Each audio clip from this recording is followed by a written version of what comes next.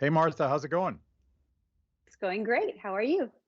I am well, and thanks for sort of pulling together this emergency conversation. But so much important is going on in Cuba as people are taking to the streets. I definitely wanted to get your perspective. You've been living this from Miami for most of your life.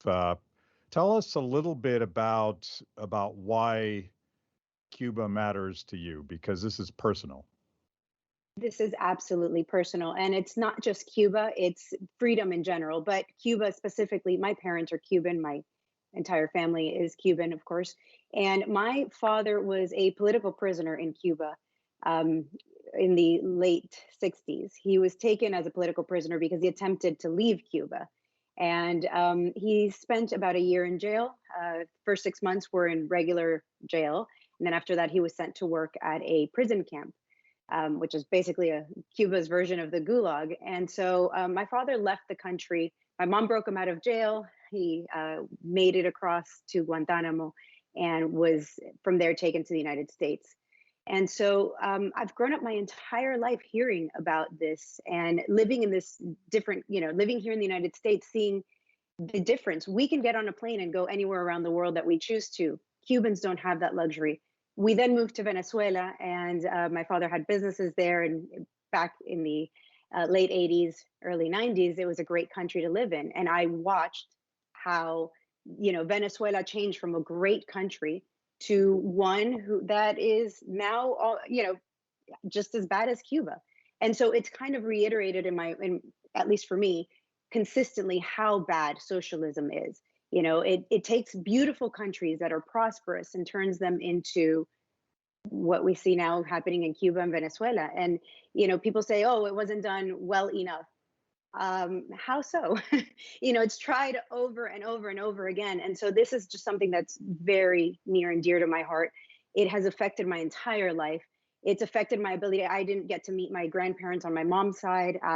My grandparents on my father's side came to this country with, hoping to go back to one day be able to live back in their country. My grandparents died here, wanting to go live their life back in Cuba as they had anticipated. And so every part of my life has been affected one way or another by socialism, by policies, by just this environment that we live in here in Miami. Your story reminds me a little bit of Ayn Rand growing up during the Bolshevik Revolution, and she would probably argue that she was always inclined to be an individualist that loved liberty. Was it your experience, or did you have that libertarian instinct all along? I mean, how can you grow up with a father like mine who had to leave jail? And not only that, my mom broke him out of jail. My mom was a 21-year-old, that risked everything to get my dad out of jail. So how can you grow up in that background and not believe that freedom is the ultimate be all end all? It's almost impossible not to. I think it was instilled in me at a very young age. And again, that's the filter that I apply in everything. I look around and I see these issues, even issues we have here in the United States, and I'm like, well, freedom would solve that problem. So it's really hard for somebody like me to not just constantly be trying to see how we can, make things better with a little bit more freedom, or a lot more freedom in this case. So let's talk about what's going on in Havana and across Cuba. There were massive protests on Sunday.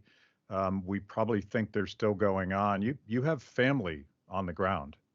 I do, and I'm in constant communication with them now, even though it's a little difficult. So they've cut all phone lines, they've cut internet, and they've cut power to the island. So getting communication is very difficult. Somebody somewhere put up a VPN, a satellite-based VPN, and that's what all Cubans are using to be able to communicate. I think I don't know who did it, who's responsible for it, but God bless them. That was an amazing feat, and that's why we're still able to communicate. Um, so the protest started on Sunday, but this is something that's been brewing for a long time. This isn't something that just happened. And there's one independent journalist in Cuba that I listen to quite a lot, Joanny Sanchez, and she's on this newspaper called 14 and a half, 14 y medio. And one of the things that I have to say that has driven this to happen is the internet, is that Cubans are finally able to see And a large part of that is Facebook. As much as I don't like Facebook, Facebook plays a huge part in this. They've been able to communicate with each other. In such a repressive regime, people haven't been able to talk to their neighbor and say, hey, how do you feel about the situation? And starting December of 2018, they finally got cell phones, they got access to Facebook, they got the internet, and they've been sharing their experiences. And so it's kind of come to a head. And then we have COVID, we have the monetary situation in Cuba. I don't know how familiar people are with that, but the dollar is no longer accepted in Cuba. Now they need euros, which is a big problem for most Cubans. They have people from America sending money, but who has somebody in Europe that can send over euros as remittances? So that came to a head. COVID has been a huge problem for Cuba. There's a lot of people who are very sick, and there's nowhere to go. The hospitals don't have any resources. You see footage of people just lying on the floor of hospitals. They don't have anything. And so that was another issue. And it's just been a nonstop of one issue after another. They don't have food. They don't have basic hygiene items. It came to a head. This is exactly what would happen if you just push people to the breaking point. They keep saying, one of the chants that I hear is, we're not scared. No tenemos miedo. And that means, people have been scared of the regime for so long. And they're like, you know what? We're so hungry that we don't care anymore. We're so tired of this. We just don't care. We want freedom. And with freedom, there's going to be, unfortunately, it's not going to be easy. And let's just say that right now there aren't that many protests going on around Havana or anywhere in Cuba because the police is out in full force. There's a whole bunch of people that are missing. In Cuba, we say that they're missing, but we know that they're taken in, and we don't know what conditions they're in. There's people that are missing. There's people that are in jail. There's people that have been hurt, and there are a lot of deaths already. So the situation keeps changing, and I don't see any way for them to back down from this now. They caught the regime off guard. The first day that they were out on the streets on Sunday, you saw very little of the Cuban regime coming in and actually stopping it. That changed on Monday. They did bring back the soldiers that were stationed in Venezuela back to Cuba, and they go out as plainclothes people. So this is a regime that they're looking to start a problem. And the president, Díaz-Canel, he even said that he was giving an order to attack. So when you have the president of a country saying that he's going to have his military go against his own people, I think there's no other way to interpret this as the country is now at war. Yeah, he's going to do whatever is necessary to cling to power. And that, of course, is what's happened in Venezuela. And this dynamic reminds me a lot of what happened to the student protesters in Hong Kong. And they were saying the same thing, that they had nothing to lose for different reasons, because they knew that the Chinese government was going to destroy them if they didn't win that fight. But this one seems different in a sense because the Cuban government is just broke. Like they don't have any resources. They don't have that money flowing in from Venezuela. The USSR is long gone. So it strikes me that there's more hope in this situation because it's been 62 years and there's only so much of other people's money that you can steal at some point. They do have an income source, though, and that income source is going strong, and that is the trade with the drug trade, the drug trafficking. Cuba is the place where all drugs flow through into the United States, pretty much. So they still have, as long as we continue this war on drugs here in the United States against it, they will continue to have a large amount of money and arms. I hadn't thought of that. I know about the devastation of the drug war in Honduras and across Latin America, but Cuba is that trading hub? Cuba apparently is that trading hub. It's it's a thing that everybody talks about, but it's kind of hush hush. It's been going on since Fidel's bodyguard years ago was one of the first people to bring this up. He himself had met with the drug traffickers in Colombia. This was a path that we should know about, and it's kind of kept hush hush, and I don't understand why that is. I mean, the United States could very easily fix the situation, not only in Cuba but Venezuela and most of Latin America, not to mention here in the United States, just by ending this one terrible policy. But here we are. So someone phone Marco Rubio and tell him that for some reason I don't think he's good on the issue about the war on drugs, but Republicans could help the Cuban people simply by ending the war on drugs. The Biden administration officially is in favor of at least ending some of that war, although Biden and Kamala Harris are both drug warriors. Yeah, that's an interesting angle that I hadn't thought of, but that would do tremendous help to the Cuban people right now. It would. And again, not just Cubans, Venezuela. Venezuela, one of the ways they make money is, again, the drug trade. So Nicaragua, I mean, it's everywhere in Latin America that has been devastated by this policy would help, but then it would not fuel these regimes. We give them the power to continue. Besides that, the United States continues to fund these regimes, with Venezuela specifically. Just this past week, I saw articles coming out from U.S. aid saying that they have no idea where the money we've sent to Venezuela has actually gone. Less than 2% of the money the United States sends to Venezuela actually reaches the Venezuelan people. The money we send as foreign aid to help them, and it's actually going to, either the Maduro regime or the Guaido regime. They're both pretty much the same thing. And so, I mean, we just have horrible policies in this country, to be honest. I don't know what we're doing, but we're not helping. We are really causing problems. Yeah. Let's talk a little bit about this argument. You mentioned Cubans. Like, we haven't heard from Bernie Sanders or AOC or any of the advocates that have always defended Castro's Cuba. As far as I know, they've been silent in the last week or so. But the common argument from socialists and democratic socialists about why Cuba and Venezuela and fill in the blank, why these socialist experiments fail, is that in Cuba's case specifically, it's U.S. Meddling, specifically the trade embargo. I think it's a fascinating argument because the Venezuelan socialist gurus made the opposite argument. They actually built a wall around Venezuela and prevented mothers from crossing into Colombia to buy groceries because they argued that these capitalist goods were corrupting the experiment. Is it the embargo? Like, why is Cuba such a basket case? I'm so glad you touched on this subject, because this is the one that I get nonstop. It's like, well, if the United States would just stop the embargo, everything in Cuba would be great. And that is actually socialist propaganda coming from Cubans, from the Cuban island, not Cubans, but from the communist regime, because they are able to claim that, and they blame the United States for absolutely everything that happens in Cuba.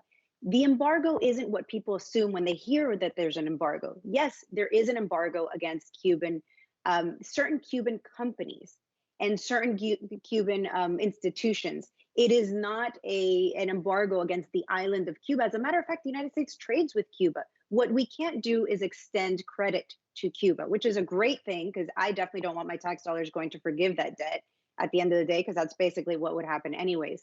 The embargo is not the thing that people think it is. It prevents Cuba from getting certain goods like weapons, but it doesn't prevent Cuba from getting medicine. As a matter of fact, Cuba was just recently given by the international community offered COVID vaccines, and they turned them down. And then they're blaming the outbreak of COVID on the United States. It's funny how that happens. It's like, oh, well, we're stuck in this condition because the United States. Meanwhile, the international community has offered them these vaccines, and aid is offered constantly. And which is kind of the problem that I have with people asking me, how can we help Cuba? Well, if you send things to Cuba, it doesn't go to the Cuban people, it goes to the Cuban regime. There's many, many examples of how the Cuban regime will take foreign aid and sell it in their before dollar stores, now euro stores. So if you send things to Cuba, you're really giving it to the Cuban government to then sell back to their people for their own profit. So it's a very convoluted issue, but the embargo is not the reason Cuba is suffering through this. Cuba's suffering through this because their mismanagement, complete mismanagement of all of their goods and resources. And on top of that, of course, the Cuban people can't do anything on their own. They can't have a business. They can't even grow things. They're not allowed to grow. Like here in the United States, we have our little gardens and we're able to, grow our own, maybe some tomatoes, a few things. They aren't able to do that. That's a crime in Cuba. So it has nothing to do with the United States, and it's almost like their propaganda is working so well. Yeah. So like it again, it reminds me of what Hugo Chavez did to Venezuela by nationalizing farmlands. Both Venezuela and Cuba should be breadbaskets. They are perfect places to produce lots of food. And I believe that Cuba imports about 2/3, I think, is what I just read, but don't quote me on that. And it all goes back to my arch nemesis right here on my shirt here, Che Guevara, who was Castro's economic czar, and he actually was a real Marxist, and he tried mightily to impose these Marxist principles on production and created 60 years of suffering. It's about as real of an experiment in socialism as you can find. It just turns out that it doesn't work. Funny how that works. It doesn't. Absolutely. I mean, and then they have these ridiculous policies that you have an island. Cuba is an island. What more than being able to go out and fish? They're so scared of people leaving this experiment that you're not allowed to even go out on the water. You're not even allowed to fish from the shore. So, this experiment has failed in every way, shape, and form, and that's the beauty of what's going on in Venezuela and Cuba.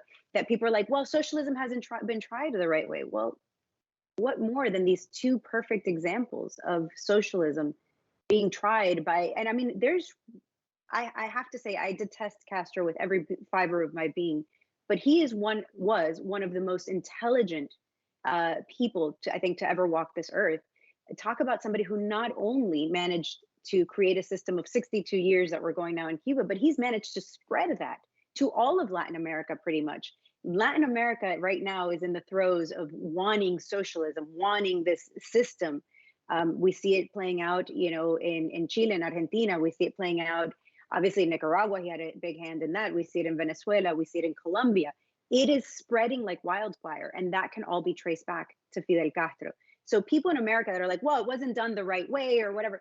What makes you think that we have somebody that is even more intelligent, more capable than Fidel Castro himself that is going to somehow implement the system? I mean, the arrogance of that attitude of being like, well, we're going to figure it out.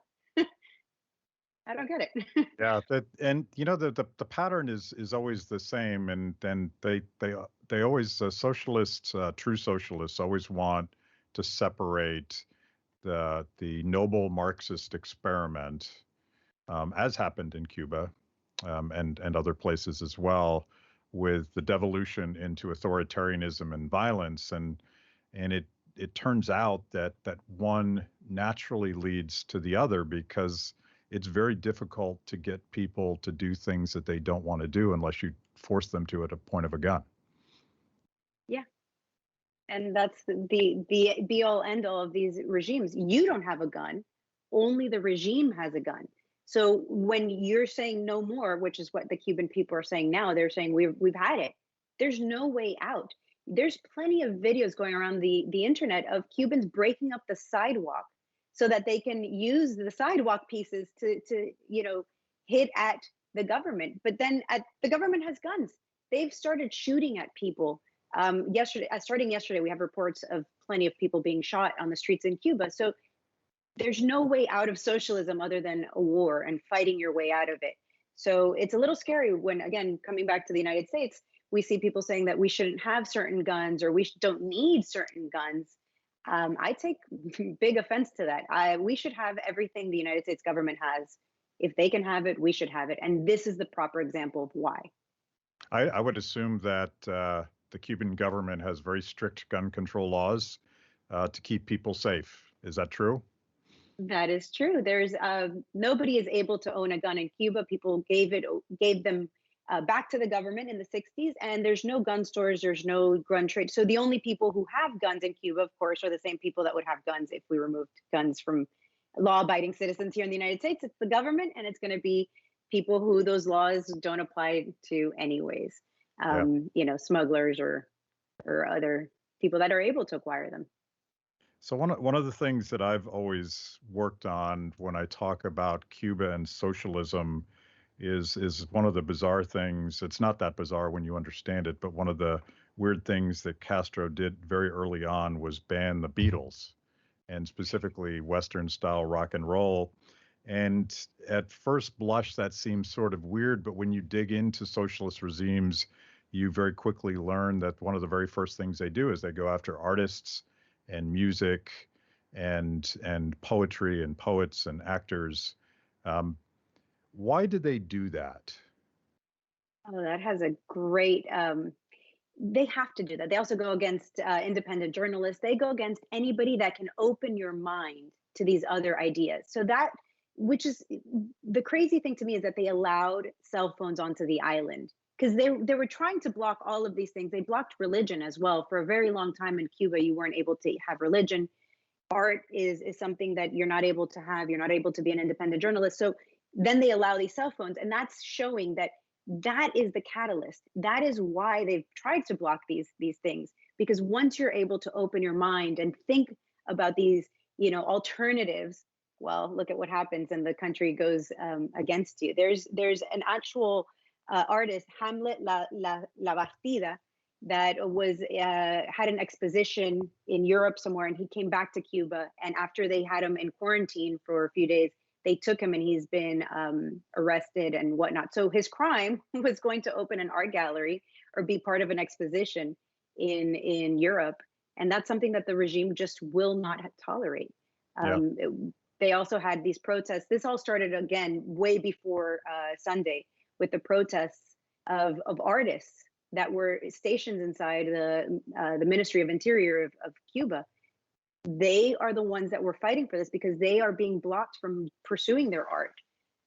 They're the ones that are being blocked from doing all these things. And it's interesting. It's interesting to watch, at least from this side. It's very sad to be on that side, where even things like art are prohibited from your daily life. It's almost like they don't want you to have any ounce of happiness.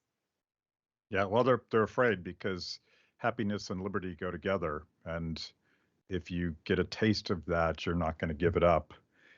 Which leads me, I want to what's happened in Cuba for the last 62 years has been a human tragedy, and you've lived that personally. But I want to see if we can't get to some optimism here, because I brought up music and you brought up the internet for reasons like it is becoming, and I've always been sort of a romantic about technology and social media, and this was before a lot of the current censorship, but I'm still optimistic that the upsides outweigh all of the downsides. And one of the things that's happened, going back to the Ron Paul movement, and I was part of the Tea Party movement and the Arab Spring and on and on and on, is the way that social media has empowered citizens to fight against authoritarian governments. And that's absolutely something that has happened in Cuba. The government relented, I guess, just a few years ago by allowing internet service, and then in response to last Sunday, they shut it off again, right? They shut everything down, including phone lines. Regular phone lines have been shut as well. So they really do not want information to get out of the island, which is one of the things that I've been calling people to please pay attention to Cuba in any way you can. Make sure that we retweet, we show, we share, because that's the only thing that we can do really realistically at this moment. Either that or just show up in Cuba, which obviously as libertarians, I would not want the government to do. And as citizens, we can't do. There's actually a proclamation that Bill Clinton signed in 1996, the Proclamation 6867, which it makes it a crime for US citizens to go into Cuban waters. So even if we decided to take matters into our own hands and head to the island and help in whatever ways we chose to, it's a crime. We cannot do it. We can imagine that we can leave this country and head to Cuba and fight a whole war or revolution or whatever you want to call it. And then when we come back to the United States, we'd be arrested. Yeah. Yeah, and Yeah. that's like and people probably don't get this strategy, but the power of this story is the best thing we can do to help the Cuban people, which is exactly why we're doing this very quickly put together show, so that people are paying attention to what's going on. They're sharing those stories, those videos. Every American needs to know what's going on here. In part to help the Cuban people who are putting their lives at risk, but in part to make sure that we don't follow that same dumb path. But it's important. You said this, and it's important to reiterate. Um, the American government and American foreign policy helped create Castro in the first place. So I don't think that the U.S. foreign policy has done all that much that has been helpful to liberty and people in Latin America, and that is not the answer here, right? Right. I mean, sure, I'm sure a lot of Cubans would welcome the help of the United States. But like I said, one of the quickest, easiest ways to dismantle this would just be removing our own policies on the drug trade. And then, of course, removing that prohibition, that proclamation, not allowing us to go to Cuba. Those two simple things, which really requires no money, no effort on our end, would pretty much fix, or not fix, but allow the situation to fix itself. If we don't want to intervene in Cuba, then we should really stop intervening in Cuba. Yeah. Yes, and you mentioned VPNs. I'm not a techie, but as I understand it, VPNs are very difficult for governments to shut down. And so it's, again, the genie's out of the bottle here, and people have a taste of freedom. They have access to phones and the internet, whether or not the Cuban government likes it. And that's the power. There's power in numbers and knowledge and organizing spontaneously. Absolutely. Especially right now, the Cubans are using that VPN to be able to communicate amongst themselves so that they can coordinate. Most of the protests have died down, and the reason being they're all letting each other know that there's police presence, military presence on pretty much every corner. Again, going back to Joanny Sanchez, the reporter out of Havana, she claims that she has her own personal detail in front of the house, waiting for her to exit, so she can't leave her house, or she will be arrested or worse. With these regimes, there's always that option of worse. So yeah, a lot of people have stayed home and fearful, but it's helping them to be able to coordinate and figure out where they're going to go. And in this case, the VPN that they have is a satellite-based one. And so there's really no way for the Cuban government, as far as I know, to shut this down.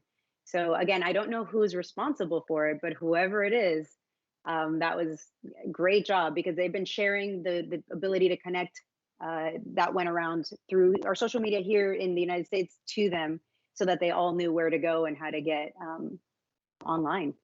It's amazing to watch. It's amazing to see people coming together in this way and outsmarting a government. So one of the dynamics, and you certainly know more than I do, but there's this collaboration between Miami and Cuban hip hop artists. They made a song called Patria y Vida, which is a takeoff on the old communist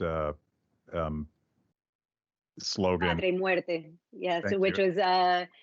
was basically the translation of that. Patria is your country.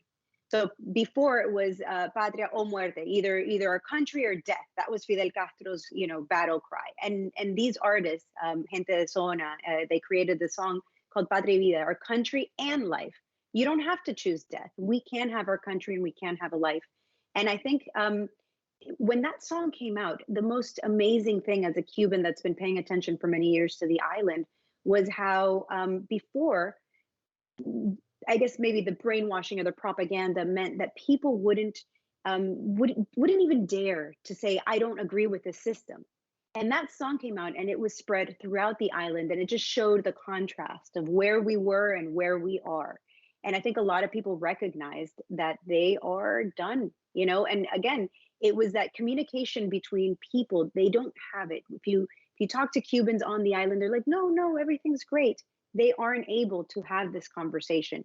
And that song and things before it, and the artists coming together. It's all kind of just reached a boiling point, and people are like, well, if we're all upset, there's more of us than there are of the government, of these people. So we've got to do something. And it's, again, I'm just so excited to see what's going to happen. I'm also scared. I have a lot of family and friends in Cuba, and it's there. It seems that they want to turn it into a bloodbath, and that is my fear. And that's why I am going out there and trying to spread the word that please pay attention to Cuba. Please pay attention to what's going on there, because the Cuban government won't do it in our faces. They are scared to get that to have the international community come and descend upon them. So they don't want people to see the human rights violations, even though they're occurring. They don't really want people to see it. There was a memorandum put out by the Ministry of Interior, I guess amongst themselves, but it got leaked, where they were talking about how they were going to operate in the darkness so that the videos wouldn't come out and wouldn't be showing it, because they had been doing stuff during the day, and those are the videos that we're sharing. So they are definitely scared of being called out and being shown for what they are. Yeah, transparency is the only hope. And I'm thinking of I'll butcher his name, but one of those hip hop artists, Yotul Romero. How did I do? Yotuel. Okay, not I didn't do that well. Close enough. Close enough. He said a speech wouldn't have done this, but a song really connected with people. And I think you and I both spent a lot of time sort of upstream of politics, engaged in culture, because this is where the battle is fought. So I want to believe that these things we're talking about, culture and technology, and the way that those VPNs are allowing the people to coordinate in Cuba, that there is hope in a way that there would not have been 20, 30, 40 years ago, where the government would just crush dissent and kill their adversaries.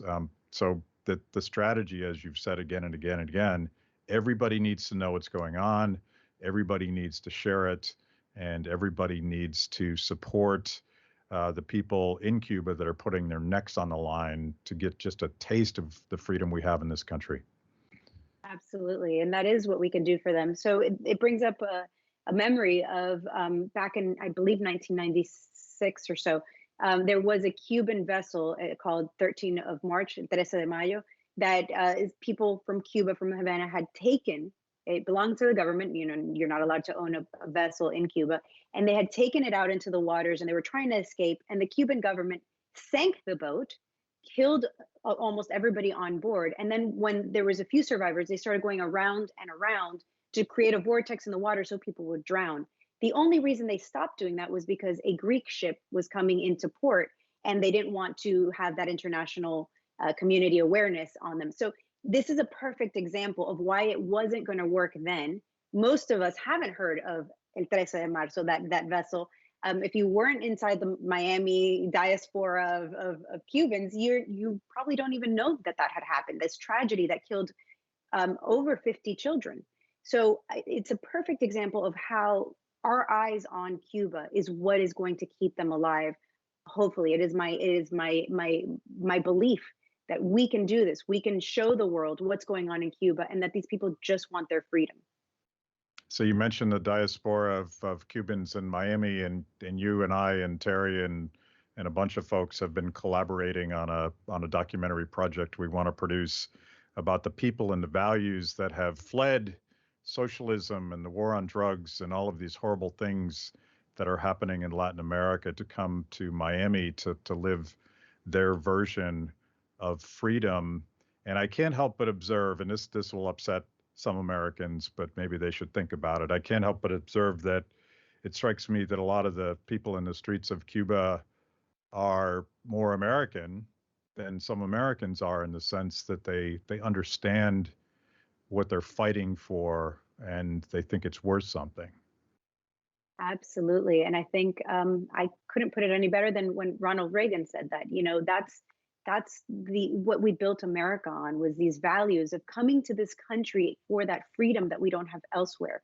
But I think at some point we just get complacent. We have all these freedoms, so we don't remember where we came from and why we're here. If you're third, fourth generation American, you might have forgotten those lessons. And that's the beauty of immigrants, is we come into this country remembering that history and saying, this is, I mean, I love this country. And I say this often, and I know people tell me, oh, well, there's all these problems with it. Yeah, there is. But this country gave me and millions of people the opportunity to live a life that is dignified. I have a cousin who's only a few years younger than me in Cuba, and I compare my life to hers. And she can't have a job because she's not part of the government. She doesn't have the money to feed her own child. There's many days that they go hungry. And I have had the opportunity to be able to not only speak to people and live a life and build a business and own my own home. And my children have never known a day of hunger. And I think that's something that we forget in this country, even though we all have struggles here. Shoot, I've spent the last 4 days without any water in my house. So even though we have struggles, things aren't perfect. It's a lot harder to forget and to talk about America being this evil thing when you have this comparison, when you're looking at, somebody who's my flesh and blood, and I should have lived her life with her there in Cuba. That could be me. And so I have a very clear comparison of what could have been versus what is. Okay, let's leave it there. That's a good closer. Tell us how we connect with Martha Bueno so that we can stay up to speed on what's going on in Cuba and all this other cool liberty stuff that you do. Thank you. I think the easiest way is either Twitter. I'm on as Martha Bueno 18. Facebook, even though I have a now love-hate relationship with Facebook. I am on as Facebook /Bueno for Miami, and Instagram as Bueno for Miami. Okay, thank you, Martha. We will get this going as soon as possible. Thank you so much. And I appreciate you guys for doing this and for helping me spread the message of Cuba. It is overwhelming, and I'm so grateful that you guys are shining a spotlight on this. Thank you. Thank you. All right, cool.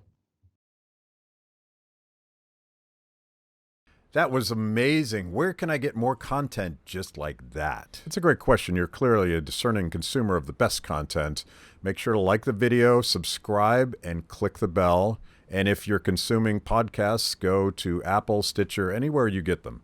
I'm in. Kibbe on Liberty, honest conversations with interesting people.